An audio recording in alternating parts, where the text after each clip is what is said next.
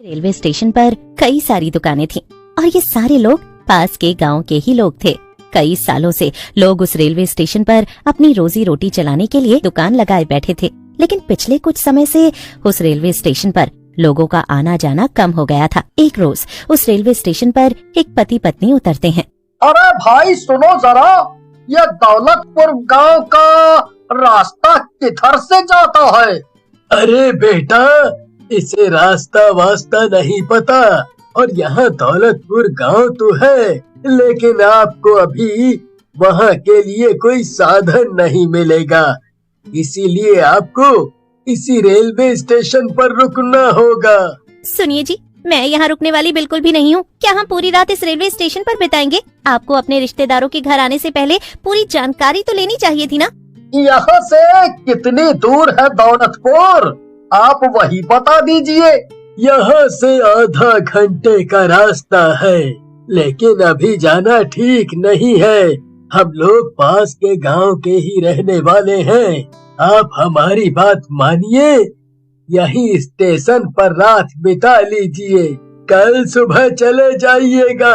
सुनिए, हम आगे किसी और से पूछ लेंगे। ये लोग पता नहीं अपने आप में क्या इशारेबाजी कर रहे हैं। औरत को गुस्सा आता है और वो अपना बैग उठाकर दौलतपुर गांव के लिए निकल जाती है। इन शहर के बेवकूफ लोगों को अगर हम कुछ बता भी दें तो ये लोग उस पर विश्वास करेंगे नहीं और हमें ही मूर्ख और गवार कहकर वही काम करेंगे जो इन्हें नहीं करना चाहिए। हाँ, अब तो भगवान ही इन दोनों की रक्षा करे। बिल्कुल ठीक कह रही हो काकी तुम, अब तो भगवान ही दोनों को उससे बचाए। लेकिन अगली सुबह करीब 6 बजे जब ये तीनों घर की तरफ जा रहे होते हैं, तभी उन्हें लोगों की भीड़ दिखती है। जब तीनों वहाँ पहुँचते हैं तो देखते हैं कि वो औरत और आदमी बीच रास्ते में मरे पड़े हैं। भगवान अब उनकी आत्मा को शांति दे। अगर रात भर स्टेशन पर रुक गए होते तो ये हाल तो ना होता इन लोगों का। देखो जरा, भेलपूरी भी खरीदी थी इन्होंने। धीरे धीरे समय बीत रहा था और महीने में कम से कम 4 से 5 लोगों की मौत दौलतपुर गांव जाने वाले रास्ते में ही हो जाया करती। हर कोई इस राज से अनजान था कि आखिर लोगों को कौन मार रहा है, लेकिन गांव के आसपास के लोग इस बात से वाकिफ थे और वो इस बात का जिक्र भी नहीं करना चाहते थे। एक रोज कुंती अपनी समोसे की दुकान लगाती है और वो बहुत खुश थी। आज मैं 2 घंटे बाद ही ये समोसे बेचकर चली जाऊंगी।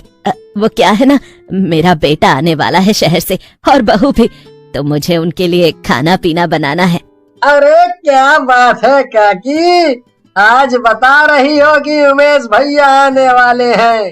देख रहे हो ना काका, आज तो कुंती काकी के चेहरे से मुस्कुराहट ही नहीं जा रही। क्या बात है काकी, ऐसे ही हंसती रहा करो, अच्छी लगती हो। बिल्कुल कुंती, ऐसे ही हंसती रहा करो। कुंती कुछ देर बाद ही समोसे बेचकर अपने घर चली जाती है। अब उस रेलवे स्टेशन पर कुछ देर बाद करीब शाम के 7 बजे एक औरत और आदमी उतरते हैं जो दौलतपुर गांव के रास्ते अपने गांव का सफर तय करते हैं। कैसा गांव है आपका? पहली बार मैं अपने ससुराल जा रही हूँ, वो भी पैदल। इतने रिक्शे वाले ऑटो वाले यहाँ खड़े हैं, लेकिन कोई भी दौलतपुर गांव से होकर नहीं जाना चाह रहा। लेकिन मुझे दौलतपुर गांव इसलिए भी जाना है क्योंकि मैं अपने दोस्त से मिलते हुए अपने घर जाऊंगा।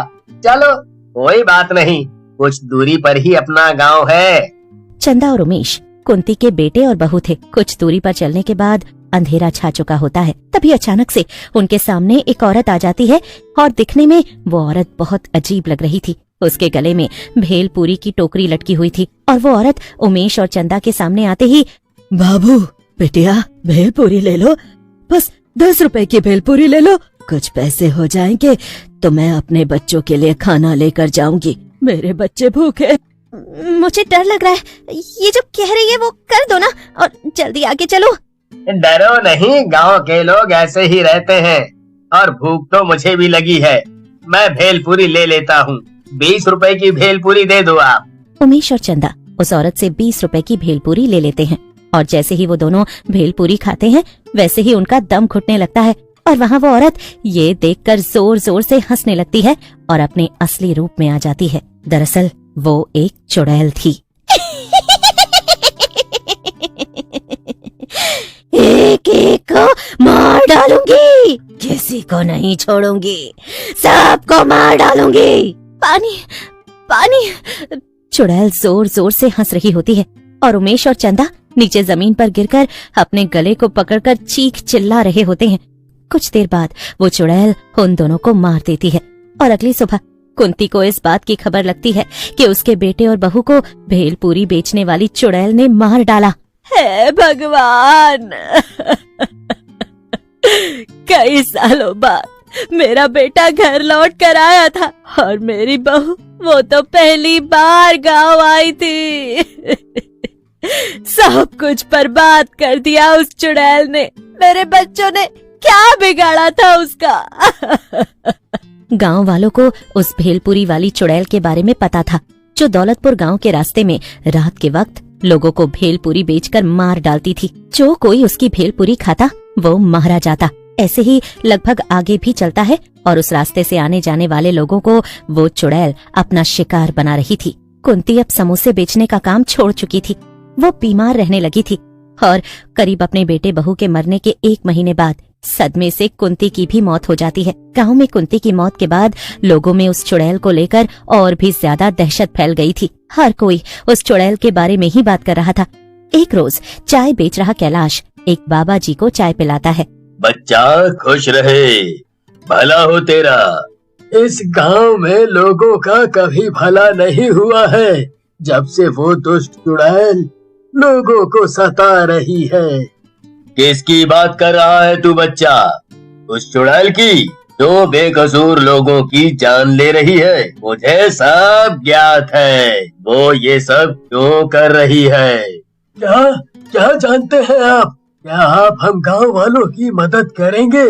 यहाँ हर दूसरे तीसरे दिन कुछ ऐसा हो जाता है जिसकी हमें उम्मीद नहीं होती।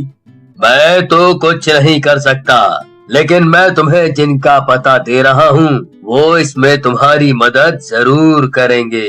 वो बाबा जी वहाँ से चले जाते हैं और एक तांत्रिक का पता चाय वाले को बता जाते हैं। अगले दिन चाय वाला और नंदू उस तांत्रिक बाबा के पास पहुंचकर उसे सारी बातें बताते हैं। तांत्रिक भी अब उस चुड़ैल को अपने वश में करने के लिए गांव पहुंचता है और एक बड़ी पूजा के साथ उस चुड़ैल को अपने बस में करने के लिए मंत्रों के उच्चारण के साथ वहां उपस्थित करता है।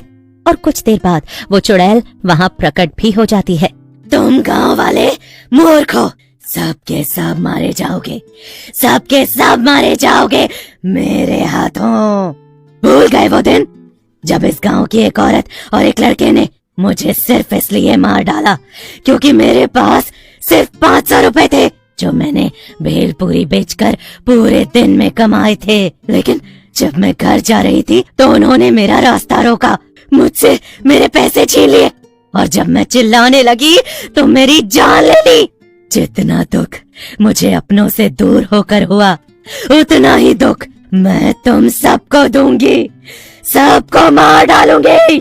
तांत्रिक मंत्र के उच्चारण के साथ उस बुरी शक्ति को अपनी बोतल में भर लेता है और हमेशा हमेशा के लिए उसे दूर ले जाकर बहती नदी में प्रवाहित कर देता है। उस दिन के बाद से गांव में उस चुड़ैल का आतंक तो कम हो जाता है, लेकिन तब तक उस चुड़ैल ने काफी लोगों का घर उजाड़ दिया था।